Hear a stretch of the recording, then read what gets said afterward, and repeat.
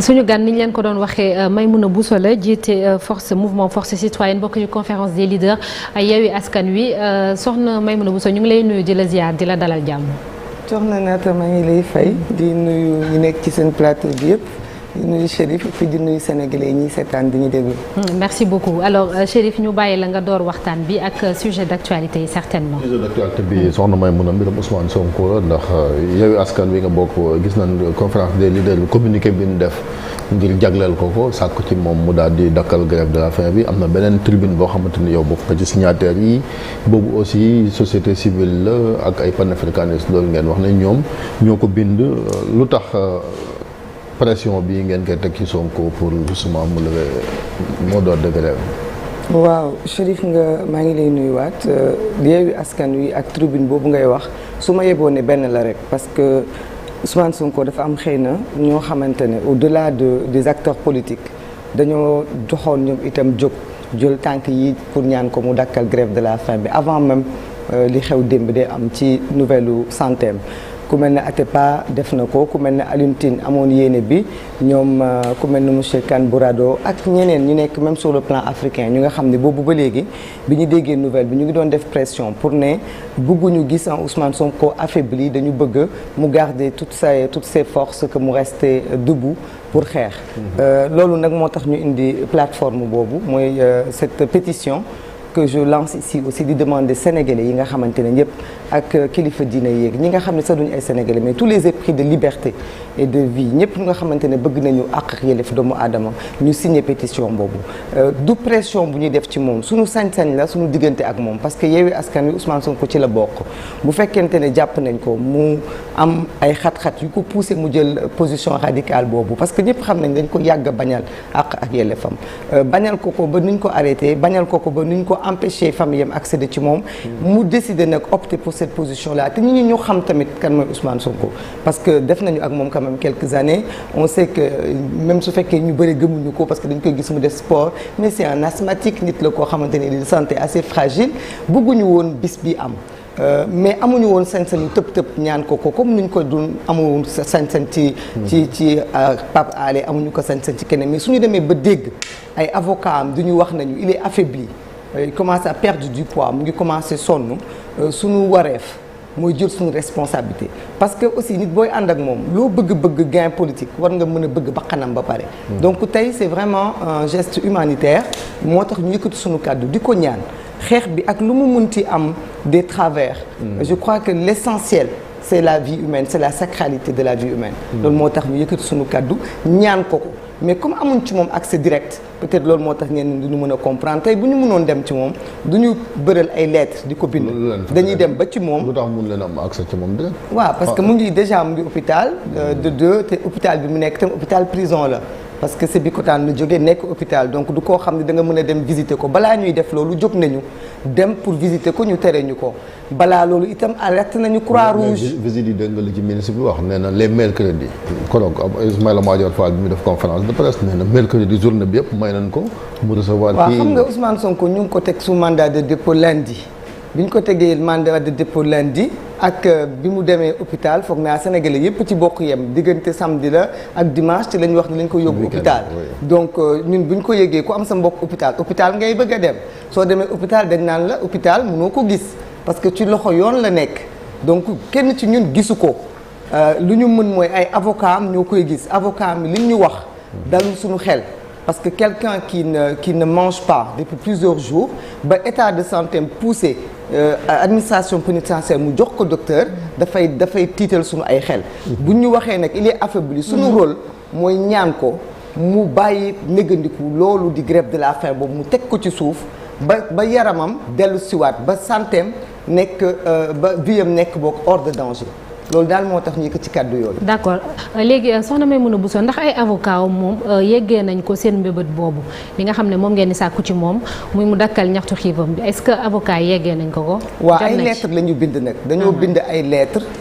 jox ko quelques personnes du ñu wax ñan la parce que xam naa bu dul loolu ba moytul xëy na dootuñu mën am ci moom accès. mais lettre la ñu bind en bonne et due forme moom la coalition bi bind.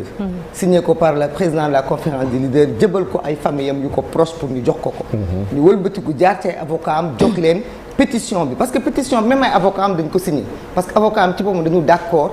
pour demander ko mu arrêter grève de la faim. d'accord kon mais pétition bi dañu bëgg mu jéggi sax affaire ay les amis de Ousmane Sonko bu ñu bëgg bépp sénégalais ba ci yow mii naata bi nga xam ni. jàpp nga ni grève de la faim bi comme dégg nga ni am na njeexintal ci santeem da ngay ñaan mu dakkal ko. donc on veut que le maximum de sénégalais signé ko pour Ousmane Sonko xam ni xeex bi wéetu ci tamit et puis que bëgguñu forme de combat bi. parce que il faut pas que nit ñi jàpp ni Ousmane Sonko dafa décider def le radicalisme de la grève de la faim pour génn prison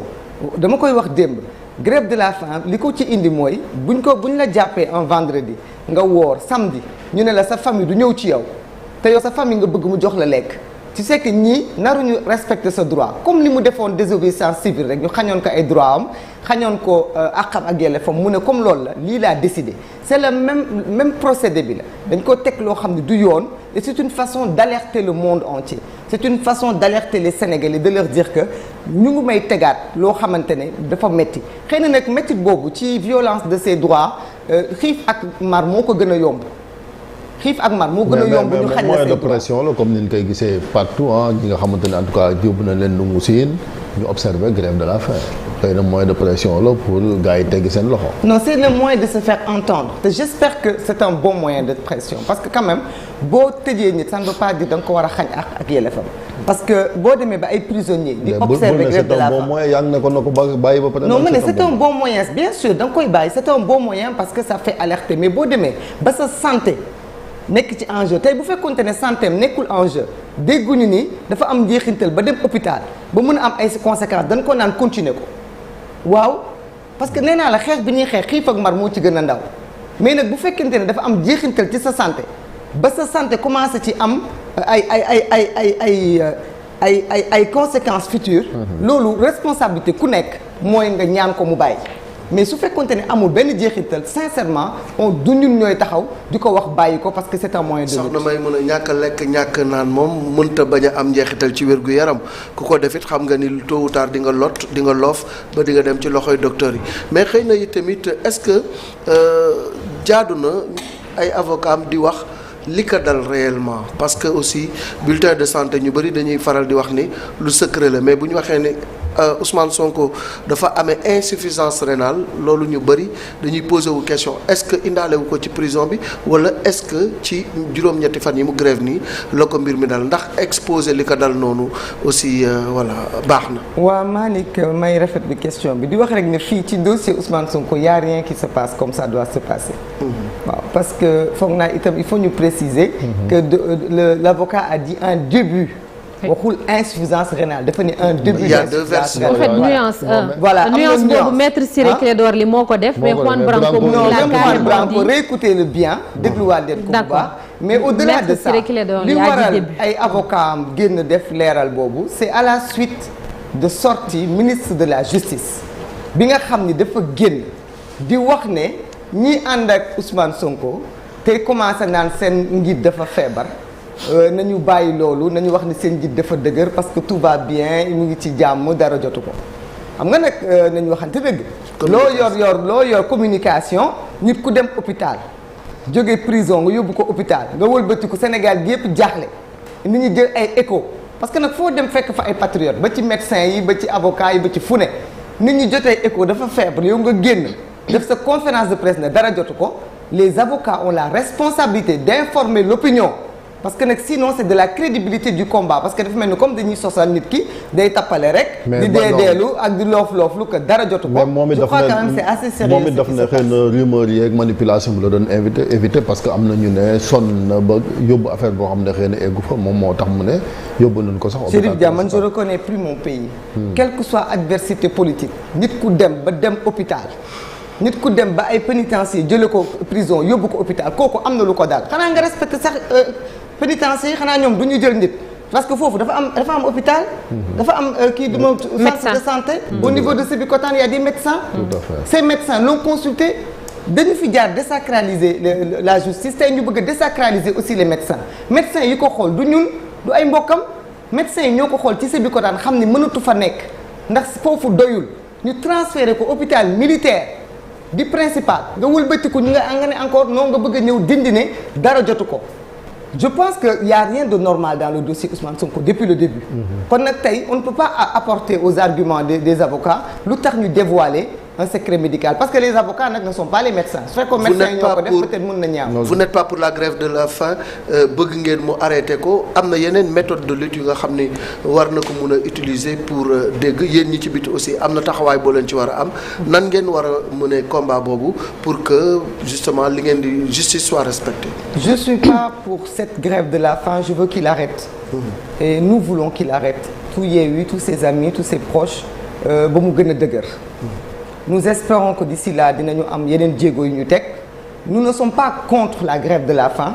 parce que quand on te prive de liberté, comme je dis, te priver de faim ou de boire, je crois que c'est un petit détail. Mais tant que la vie est en danger, il faut arrêter. Par contre, ñaanu moo yàlla mu dem ba ñu koy puusaat mu delluwaat ci loolu. Lu may ñaan mooy ñu libérer ko parce que quand même Ousmane Sonko n'est pas n'importe qui. Il est maire de kii wax na ko léegi problème de représentabilité quelqu'un qui a une commune am kër nekk kilifa ci réew mi dawul demul fenn je crois que ministre des affaires étrangères taxaw na ne li ñu ko toppee waxaguñu moo def waxaguñu defagul kon loo xam ni topp nga ci nit sax ci affaire viol 2 ans et demi nga ñëw ba ci cëppaandaw ga nga teggi sa loxo ndax gisoo preuve boobu kooku soo koy toppaat ci beneen chef d'accusation war nga mën a sóoraale que ci fond bi mën nga ne defu ko comme mën nga ne defu ko nag balaa nga koy jël di ko écrouer di ko tëj ci kaso bi non ma ne moo def ak defu ko loolu la ministre bi wax parce que il est présumé innocent comme présumé coupable quand on arrête une personne on l'a pas encore jugé mënu koo wax ni il est coupable il y a la présomption d'innocence kon kooku comme am na possibilité yow am nga possibilité yow sa bopp nga juum am na possibilité nekk innocent demain balaa ngay am njeexintal. mais appel à l'insurrection lan ngay toppee li nga koy toppee procureur bi keroog dafa projeté ay vidéo yoo xamante ne Ousmane Sonko ci boppam moo yëkkati ay kàddu wax ko assumé ko Maïmouna. xam nga fii dañu nekk devant le flagrant délit continu un procureur qui te ramène des choses di nga waxee 2000 ba léegi ne la dama la koy tegal parce que lii nga jàpp xam nga on va pas refaire cette procédure parce que je crois que temps bi yoo xam nga ni mayuñu ko mais xam nga ni procureur lii mu wax ci mbiru appel à l'insurrection wax ko ci ay attentats terroristes wax ko ci ay diffusion de fausses nouvelles seen 8 chefs d'accusation yooyu mu teg ci kaw ndodd Ousmane Sonko je pense que amul acteur politique en tout cas ba ci Macky Sall en premier boo xamante ne 8 chefs d'accusation yi mënuñu ko apporter parce que c'est fait dans le cadre de l'opposition c'est fait dans le cadre des prises de parole publiques dans le cadre des appels à mobiliser dans le cadre des appels à la résistance mais yow mii doo ko wax xam mais dama koy wax man gisuma man kaddu yu bare yu mu ci wax gisuma benn kaddu boo xamante ne mais waxu ko ak ñun nag moom a ko bokk wax moo xam ci ay meeting moo xam ci ay conférence de presse moo xam ci ay ànd te am na ñu fi wax lu ko ëpp parce que moom li ñu koy wax sax naan ko day jàkkaarloog Macky Sall dem palais Macky Sall neen day déloger Abdoulaye Wade taxul ñu traité ko de appel à l'insurrection il faut quand même que ñu xam ne benn Sénégal bi la nekk te fii fàtte xaju fii maintenant li mu wax ci li ñu war a def ci ay jéego lii déjà bokk na ci mooy dajale ñëpp ñu nga xam ni ce sont des épris de justice pour mener ce combat-là parce que ce n'est pas un combat politique encore une fois il y a le combat politique bi Pastef di mener il y a le combat de la démocratie il y a le combat des libertés combat yooyu nag benn bu ci nekk dafa am ñoo xamante ne xëy na bokk nañ ko ak ñoom te bokkuñu ak ñoom kuréel loolu ñu ngi ci taxañ boobu mais bu ñu jógee ci loolu nag on va se mobiliser pour nous battre nous battre de façon pacifique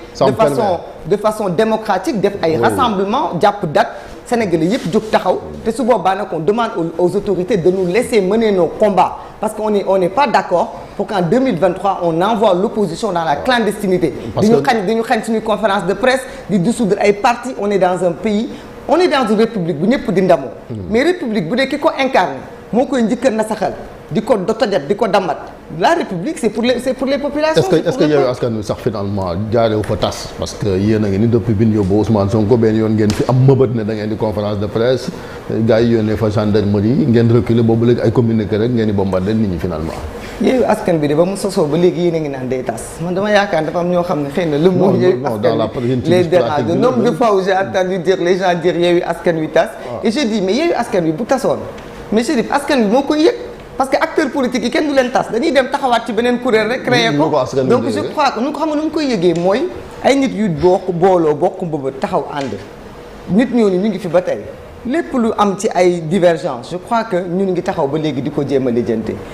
taxawaay Yewwi Askan boobu muy wax ci conférence de presse loolu rek wane na sunu peut-être sunu responsabilité parce que quand même quand on va jusqu'à priver des acteurs politiques de prendre la place la parole sur l'espace public loolu du xeexu Yewwi Askan Wi yow yaa ko war a naqarlu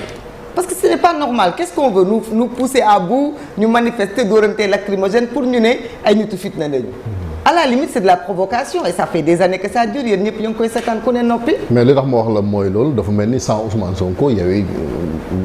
baal ma ci kàddu gi du dara parce que biñ ko tëjee ba léegi léthargie la nekk loolu c'est un constat. gisuma loolu parce que aussi il faut savoir que du tëju Ousmane Sonko rek moo dal suñu kaw dissolution parti Pastef dafa dal suñu kaw te parti Pastef dafa nekk parti bu mag nekk locomotive Yewwi Askan Wi ñun amuñu problème boobu. c'est-à-dire ñun amuñu problème boobu parce que. dans l'espace politique kenn ku nekk li nga am kenn ku nekk am na loo am lu sa moroom amul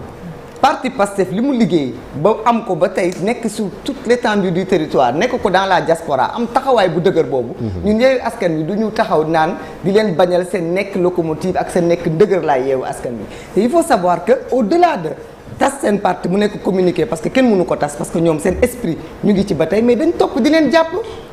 chaque jour ñu ngi ci commissariat yi mais mun a jéye nge ne écrolé mu ngi sax dans des situations difficiles ak ñeneen mu nekk une vraie traque donc nag loo xam ne da nga ko bokk ak ay nit ñooñu ñu leen di traquer balaa ngay mën a teg dara il faut nga réorganiser wu te il faut savoir aussi qu'il y a des candidats dans Yewwi Askan Wi ñu nga xam ni tey à 6 mois des élections Chérif Dia amul benn candidat du Yewwi Askan Wi kese même du pouvoir ku mën a teg programme wax ci présidentielle yi et ces gens aussi sont en train de s'organiser peut-être communication bi mënul gaaw comme par exemple les mouvements que nous sommes peut-être on est des mouvements plus petits ñun xëy na pour suñu concertation moo gën a yomb des grands mouvements comme les PUR ñi nga xam ne balaa ñuy dajeek seet ay njiit ba jël décision du lu gaaw du lu yomb ñun xëy na c'est du tic au tac parce que xëy na mbooloo yi barewul il faut se dire en tout cas que l'essentiel mooy suñu bëgg-bëgg mooy li ñu mëbbatoon ñu continuer ci te loolu nag fekk ñu ngi koy def ñu tas ak ñu bañ a tas je crois que ci Sénégalais yi lay des bon nanguwoo ko mais am na luy xew ci kanam tuuti fële ci ville bu Ndakaaru dañoo war a reprendre déjà vote bi pour adjoint yi ku ne xam ne ni premier adjoint bi c'était Abass Fall de Pastef Barthélémy Dias convoqué na conseil municipal bi te loolu bu ñu ko jëfee moom il ne sera plus premier adjoint au maire bu Dakar alors que ñoom ñoo àndoon seen coalition Yewwi Askan Wi sunu seen coalition man bokkuma ci sunu parce que mairie de Dakar yow ci nga bokk non bon dañu fal ay nit du dëgg yéen ñëpp bokk fal ñun ñëpp ñoo bokk fal li nekk di am boo bëggee dégg c'est un coup d'état générationnel déjà bu ñu bëgg a def ci ndodd jeunesse bi xañ leen xañ ñu bokk waaw coup d'état générationnel mais là c'est même un coup d'état électoral parce que quand même bu ay nit àndee taataan ay kaddu ba ñu jox leen ko ñu taxawal seen ay mbir ñu ay nit wëlbatiku ci suuf di xool ay pexe yuñ ko rocceeg luñ ko nangoo loolu yëpp sénégalais yi ñooy seet. mais c'est ce que taxawu Ndakaaru aussi Sénégal reproché également. taxawu Sénégal vous devez défendre la parité jigéen nga quand même on sait que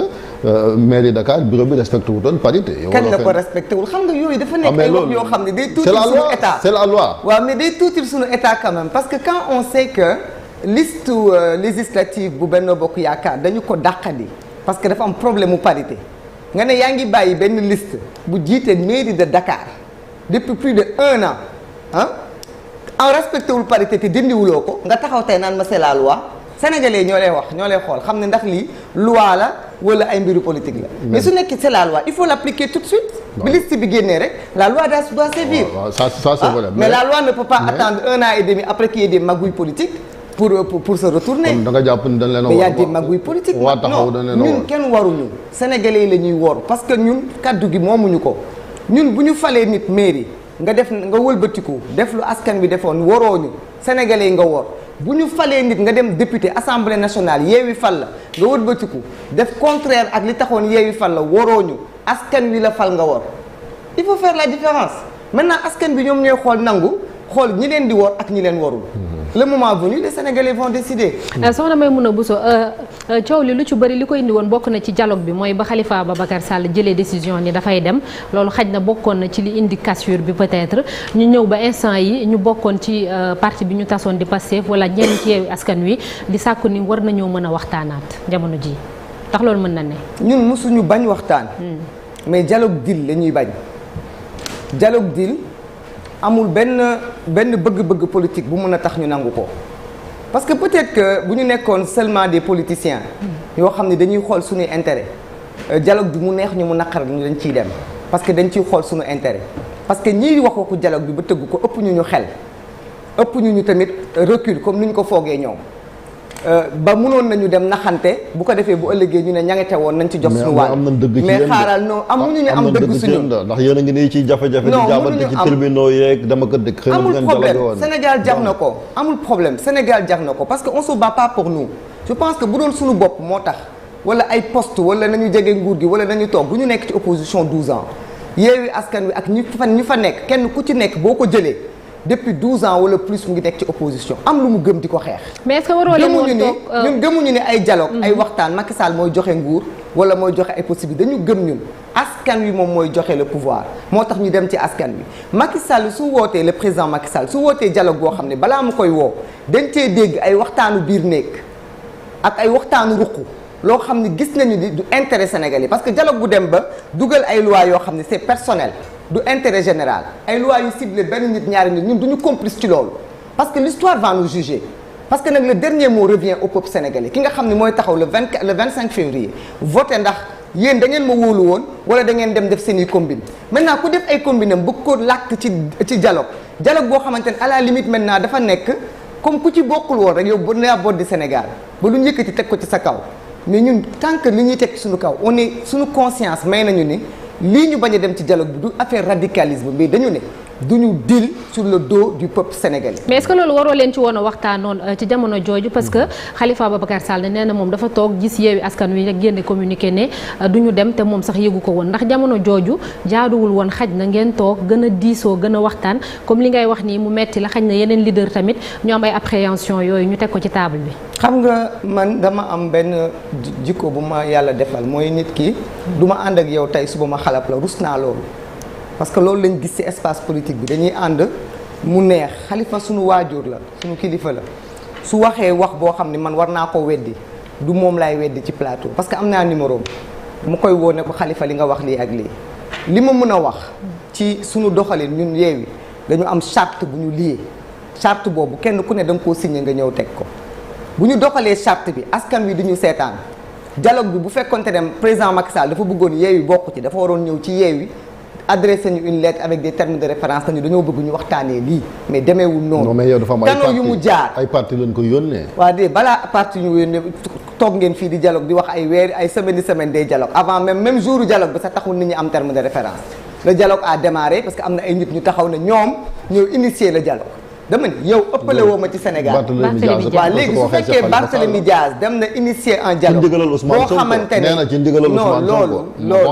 loolu gis nga loolu rek war na tax nga respecter Yewwi parce que Ousmane Sonko n'est pas Yewwi Ousmane Sonko n'est pas Yewwi mooy locomotive waaw ma ne non même bu nekkee locomotive yéen toujours da ngeen di def paradigme boobu yéen Ousmane Sonko su waxee lu waroo ngeen ne li mu wax baaxul mais su defee dara ngeen ne moo ko wax def ko parole de bible Barthélémy Diaz dafa wax ak Ousmane Sonko war na tax dialogue bi engagé toute une coalition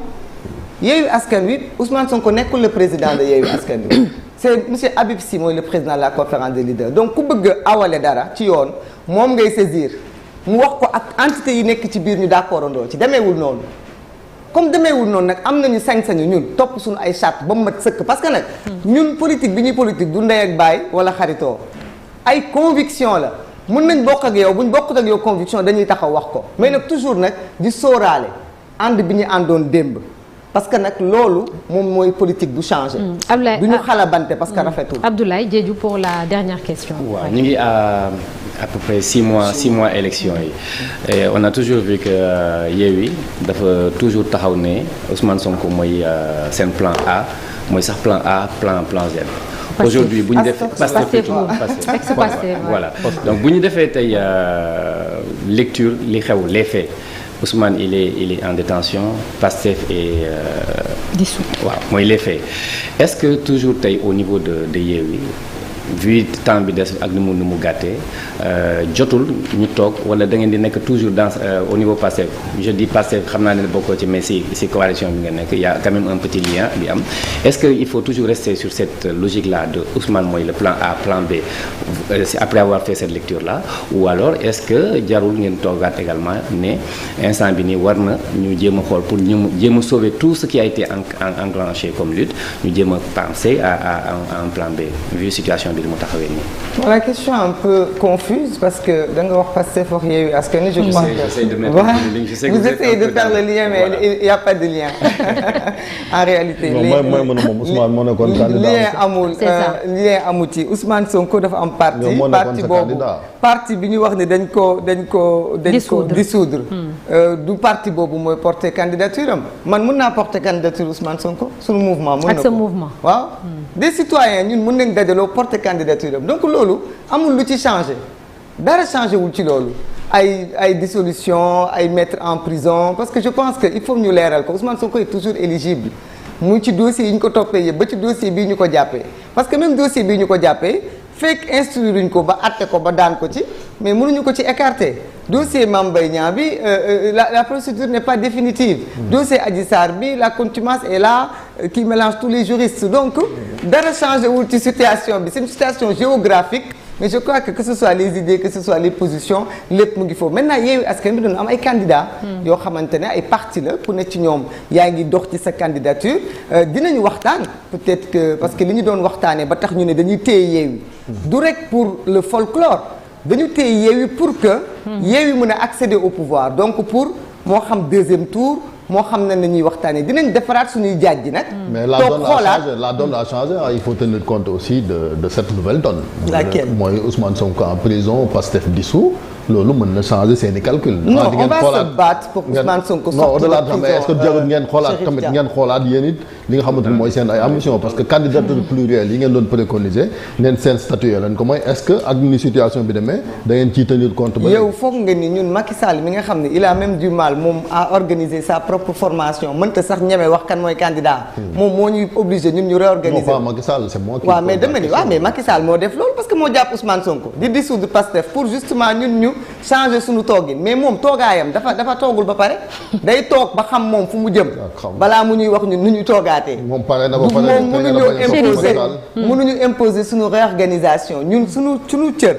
mooy ci dañu nekkoon ñu continuer di ci nekk parce que nag la politique c'est la persévérance c'est le fait de nga nekk ci ligne bii. ak lu métti nga des ci ligne bi. parce que Chérif mais y a un problème de temps. Chérif y a pas un problème de temps. Le Sénégal ne finira jamais. Le Sénégal ne va jamais finir. Arrêtez de mettre la pression aux Sénégalais. 2024 étape la 2024 étape la. boo xam dafa bokk ci histoire du Sénégal. après 2024 day am. Quand on combat pour des idées pour des idéologies il faut pas avoir benn deadline naan tey la ak suba la man toujours je le reproche aux gens. gis nga fii ay ñoom Nelson Mandela ils sont battus pendant plus de 27 ans de prison Abdoulaye Wade 26 ans la xeex ba mu amee objectif fu mu bëgg a egg na fa. gis nga quand booy xeex dara am ci bëgg-bëgg am ci yéene bu sell yow commencé ko ki koy eggale xamoo ko amuñu benn problème de pression ni dañuy xoolaat lu ñuy doxalee ak di jël suñu ay principe di ko njar ak di ko soow ak di ci yokk ay bisaab ak yooyu. duñu ko def. merci c'est bon. Alaaji Malick moom la xëy na ñëpp bëgg yéen it moom ngeen bëgg yan condition moom moo war a daje pour ñu dem ci élection yi nga xam ne yu dal lay doon yu libre yu transparente ba ñu tànn ko nga xam ne moo ñuy jiite buuñaa la. buuñaa la waaw loolu la ñuy ñaan élection libre et transparente boobu moom la ñuy ñaan. moo tax ñuy commencer di ñaan la libération de tous les détenus politiques di ñaan ki nga xam ne mooy Ousmane Sonko te bokk ci parti boo xamante ne dañu nekk quand même kenn xamatul ñaata nit lañu. ñu dénk ko mairie mu nekk des milliers de personnes bu ñu leen boddi parce que la démocratie c'est déjà ça c'est donner aux gens la possibilité ñu choisir ki leen di représenter. Ousmane Sonko bu discours am baaxee baaxul nañu bàyyi sénégalais ñu juger ko nañ ko bàyyi mu bokk ñi nga xamante ne itam dañ leen boddi woon te ñuy rafetlu seen bokkaat tey parce que Macky Sall moo leen génnee woon ñu koy rafetlu nañ leen bàyyi ñu conquérir président Macky Sall ci boppam def démocratie au sein de son parti mooy mu permettre nit ñi ñu conquérir ku ko defee sénégalais yi tànn parce que nag Sénégal loolu lañ xam mooy dimanche ñu xëy voter nit ñi tànn mais xam nga lan moo mënul nekk mooy nga tànn ay nit ne tànn leen ci biir tànneef bi loolu moom gëm naa ni ñun dogoon nañu duñ ko nangu 2024. D'accord. Parce que nag nangu ko mooy tous les combats qu'on a menés. Chérif man je ne suis pas candidate Chérif wax naa la ko benn yoon wax la ko ñaari yoon. Non c'est pas parce que la chose a changé que damay nekk candidate. parce que moom nee na noppi na pour jël Ousmane Sonko def ko candidat ñu nekk ñu waxuma la noppi naa pour loolu dafa ni mun nga ko def ma ne ko man sama bopp mun nañu def Ousmane Sonko candidat. ndax noppi nga pour def ko mun nañ ko def keneen bis buñ ci noppee yaa xam kii naata dinañ ko def ba Sénégalais yëpp yëg ko parce que nag boo amee loo bëgg a def du nit moo la ko mën a teree def force citoyenne waxtaanaguñu ci loolu ñu àndal waxtaanaguñu ci loolu mais incha allah rabbi dama la bis buñ ci waxtaanee bu ñu newoon Ousmane Sonko dañ ko teg 100 ans de prison du ñu tere ñu def ko suñu candidat parce que ci kaw principe lay lalu ak ci kaw gëm-gëm du ci kaw da ngaa gagné wala da ngaa perte parce que kuy dem élection xamoon ndax di nga gagné wala di nga perte da ngay dem ak sa conviction ak sa gëm-gëm il faut apprendre au peuple sénégalais ñu xeex ci ay principe ñu xeex ci gëm-gëm ñu xam ne booy wut dara bëgg ko bul xool raccourci baaxul te homme politique dañu tàmmal sénégalais raccourci su ma demee ba jege rek naa fexe ba mbir mi xeeñ ma naa dugg rek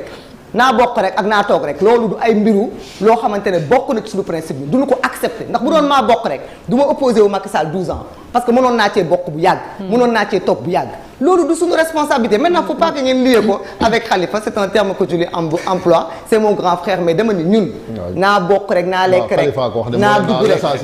non ñun d'accorduñ ci loolu ñun force citoyenne on ne fonctionne pas comme ça on ne fonctionne merci beaucoup merci Maïmouna Bousso jiite mouvement force citoyenne bokk ci conférence des leaders bu Yewwi Askan Wi ñu ngi lay sant di la gërëm bu baax di la ñaanal belle journée merci ñu jàll ci l'observateur ak record li ñu xëyee tey